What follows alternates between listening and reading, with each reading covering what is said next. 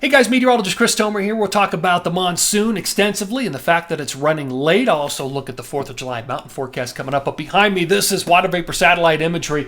And when you see the oranges and reds, those represent the drier air aloft. That's really important. Look at all of this dry air across the desert southwest. Look at all of Mexico. It is locked into this drier pattern. There's a big area of high pressure over Mexico, and it's blocking the monsoon from starting. I'm forecasting a late start to monsoon season because of the current pattern. It may not start until after the 10th or 11th of July. Now, that does not impact all areas. In fact, there will be some areas across the northern Rockies that may see showers and thunderstorms likely every afternoon, and I'll show you why coming up. Let me show you the features here on this satellite imagery. So let me pull up some tools. High pressure is right here, and it's a big boy. And it's locking all of this moisture to the south, not allowing the winds to turn and bring up all that moisture out of the south. Typically what would happen by July 1st is we'd start to see moisture from the Gulf move north and moisture from the Pacific converge over the desert southwest, and this entire area would see showers and thunderstorms likely every single day with heavy rain, lightning, and potential flash flooding. Well, that's all delayed right now. But some areas will not feel this. And let me explain. So look at the jet pattern right now, running about like this. Area of low pressure. So in spite of all of that dry air, and look at it over the desert southwest, there are still areas of showers and thunderstorms in blue and white here bubbling up in the afternoon heating over northeast Colorado, Wyoming, Montana, and Idaho. Over the next 2 or 3 weeks, these areas will continue to see this pattern because of this jet stream. Because of this pattern. So it's doing two things.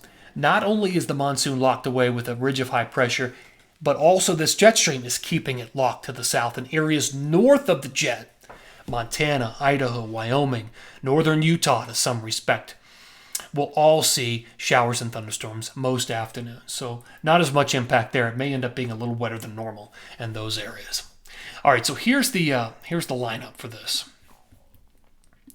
We will talk about monsoon season a bit more. We'll talk about the fact that it's blocked, and I'll go into some specific mountain forecasts coming up for popular areas across the west. But I want to talk a little bit about this pattern. So the current pattern, monsoon being blocked, big area of high pressure, and the jet colluding. The forecast pattern moving forward is this, all the way through about the 11th of July. And I'll take this full so you can see this pattern. Areas where I have the minus or the browns on the map represent areas that are going to be drier than normal. And again, those are southwest Colorado, southern Utah, New Mexico, and Arizona, south of that black line. North of that, the storm track will favor a little wetter than normal conditions in Wyoming, Idaho, Montana, maybe even northern Utah, and in northeast Colorado.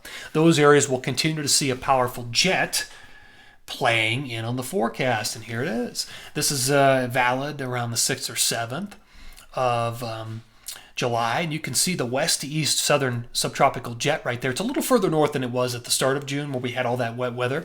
So because it's a little further north, you have to go north of the jet to get the best action. So that favors Wyoming, Montana, Idaho, northeast Colorado, northern Utah for most of the action. Drier south of that. So that's how that plays in to the actual forecast. And here's why it matters.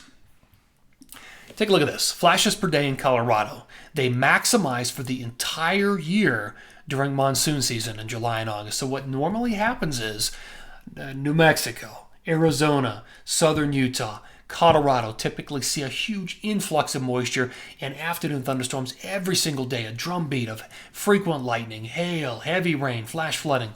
Well, if that's late to come, then what that does is creates a very dry scenario for those areas and less overall lightning. Lightning is the #1 weather killer in Colorado. That's why it matters. So the delay, again, I'm forecasting a start potentially after the 11th of July in those areas. Now I want to get into more of a specific mountain forecast moving forward for the 4th of July weekend. Here's what I'm thinking. Some high peaks. So here's Long's Peak in Colorado. There are afternoon storms in the forecast, hard to get rid of them, but all the mornings are dry. Sometimes in monsoon season, when you get the You've got the surges that come across the state of Colorado. It may rain and thunderstorm in the morning and afternoon, but all of these are dry. These days are dry for Long's Peak, and the winds are very reasonable. A definite sign that there's no monsoon at this point. Mount Sneffels down in southwest Colorado. Again, all dry mornings. A little bit of wind in the afternoon, but very reasonable. 10 to 20% chances, very low for July. Grand Teton up in Wyoming, it is unsettled. Look at that, just exactly what I was explaining earlier, north of the jet. It's unsettled through the 29th with afternoon rain and snow, but then it starts to drought just a touch, but still looking at some chances for afternoon storms on the 3rd and the 4th. Mount Superior in Utah, afternoon showers, thunderstorms, 10, 20, 30% chances, nothing huge. And Rainier, very dry. Very dry up there in Rainier. In fact, the winds are very reasonable. After some windy stretches we've had over the last couple of weeks, now the winds are very, very reasonable. So that's the way things look to me. As far as the monsoon being late, approximately starting after the 11th of July, and I showed you the forecast for some specific mountain areas. Most of the mornings are dry. That's when you want to take advantage and do most of your outdoor activities. All right, guys, thanks for tuning in here. Always appreciate it, and take care.